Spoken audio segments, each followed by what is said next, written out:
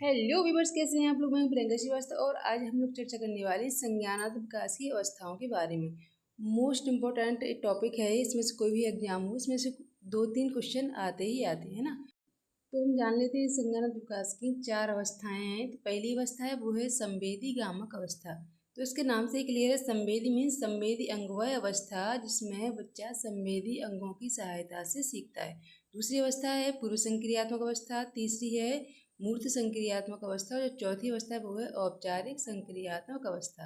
ठीक है, तो इसकी टाइमिंग क्या है वो हम लोग आगे जान लेते हैं। तो आइए दोस्तों बात कर लेते हैं पहली अवस्था की, जो है संवेदी गामक अवस्था। मतलब कि जो सेंस ऑर्गन्स से बच्चे सीखते हैं, बाहरी वातावरण का ज्ञान उन्हें होता है, आँख नाक कान जीभ त्वचा, ये क्या है हमारे संवेदी अंग।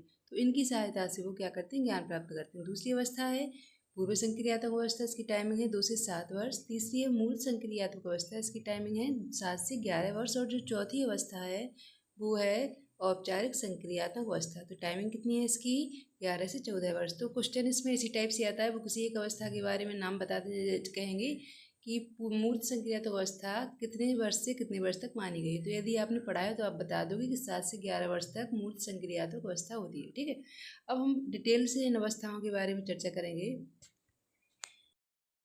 तो आइए बात करते हैं पहली अवस्था की, जो है संवेदी गामक अवस्था। तो इसकी हमने जो टाइमिंग बताई थी वो है 0 से यानी कि जन्म से 2 वर्ष।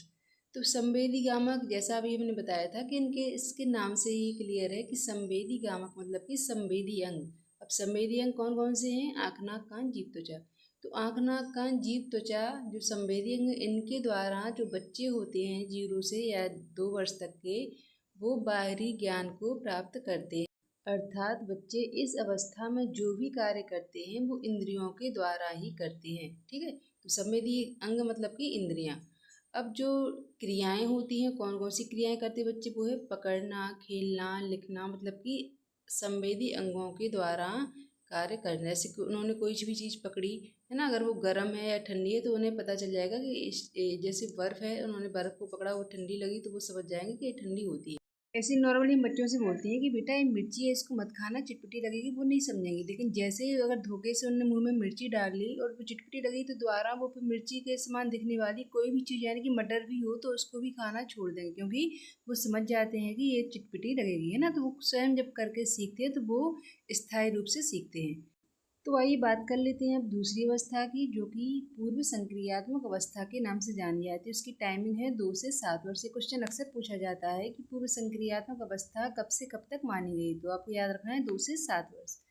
तो यह अवस्था है, ये बालक पड़ोसी बच्चों के साथ इस अवस्था में खेलना पसंद करते हैं, इसलिए इसको बोलते हैं खिलौनों की आयु, है ना। अब बालक शब्दों और प्रतीकों का प्रयोग करते हैं, जैसे कि वो कहेंगे यहाँ जाना, वहाँ, ए वो इस टाइप से हम लोगों को बोलते हैं। हम लोगों के घर में आसपास या घर में इस एज के बच्चे होंगे तो हम उनको थोड़ा सा माइंड में रख के इस चीज़ को समझेंगे तो बेटर तरीके से समझ पाएंगे ना। तो बच्चे जब बोल नहीं पाते स्पष्ट रूप से 2 से 7 वर्ष में, तो वो क्या कहेंगे, मतलब इस टाइप से इशारा भी करेंगे और एक या दो अक्षरों वाले शब्दों को ही बोल पाते हैं। क्योंकि इस अवस्था में उनकी भाषा का ज्ञान प्रारंभ तो हो जाता है, लेकिन पूर्ण रूप से वो परिपक्व नहीं होते हैं, इसलिए वो इस टाइप का बिहेव करते हैं। अब आइए बात करते हैं तीसरी अवस्था की। तो वो है मूर्त संक्रियात्मक अवस्था। उसका टाइमिंग कितनी है या फिर आयु काल भी बोल सकते हैं, तो वो है 7 से 11 वर्ष। तो 7 से जो 11 वर्ष की अवस्था है, इसमें बालक चिंतन तर्क करना शुरू कर देता है। इस अवस्था में बालक को दिन, तारीख, समय, महीना आदि बताने योग्य बालक हो जाता है ना। कैसे हो जाता है, जो इससे पहले की जो अवस्था थी उसमें क्या होता था कि हम बच्चों को थोड़ा सा बेवकूफ़ भी बना देते थे। जैसे कि कोई चीज़ अगर मैं बच्चों से छुपाना है तो हम उसको पीछे ले जाके कहेंगे वो चिड़िया ले गई, तो वो बच्चे मान लेते थे। लेकिन अब बच्चों का जो दिमाग है, जो मानसिक क्रियाएं हैं, वो पूरी तरह से विकसित हो चुकी हैं। अब वह आसानी से चीज़ों को तर्क करना सीख जाते हैं। वो अगर आप कहोगे कि ये चीज़ चिड़िया ले गई है, तो वो क्या करेंगे, तर्क करेंगे, कहाँ आई चिड़िया, कैसी लगी, हमें तो नहीं दिखी। मतलब कि वो तर्क करेंगे और सोचेंगे उस बारे में कि ऐसा तो हुआ ही नहीं, ऐसा ही क्यों बोल रहे हैं। तो हम मतलब कि हम आसानी से उनको बेवकूफ़ नहीं बना पाएंगे, है ना, क्योंकि मानसिक प्रक्रियाएं काम करने लगी हैं। और इसके अलावा इस अवस्था में बालक सही अनुपात का अंतर, आकार, भार और क्रम आदि को समझने लगता है। ठीक है, अब हम बात कर लेते हैं जल्दी से आखिरी अवस्था की, जो है औपचारिक संक्रियात्मक अवस्था। इसकी आयु काल कितना है? 11 से 14 वर्ष।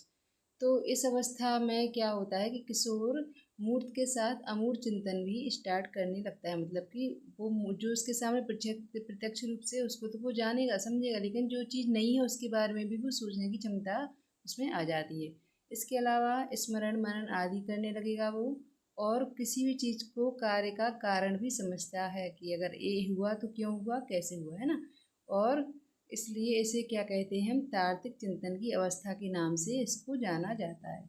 तो ये हो गई हमारी जीन पियाजे की चारों अवस्थाएं। डियर स्टूडेंट्स, अगर आपको वीडियो जरा सी भी हेल्पफुल लगी हो तो प्लीज़ मेरी वीडियो को लाइक और कमेंट्स कीजिए। धन्यवाद।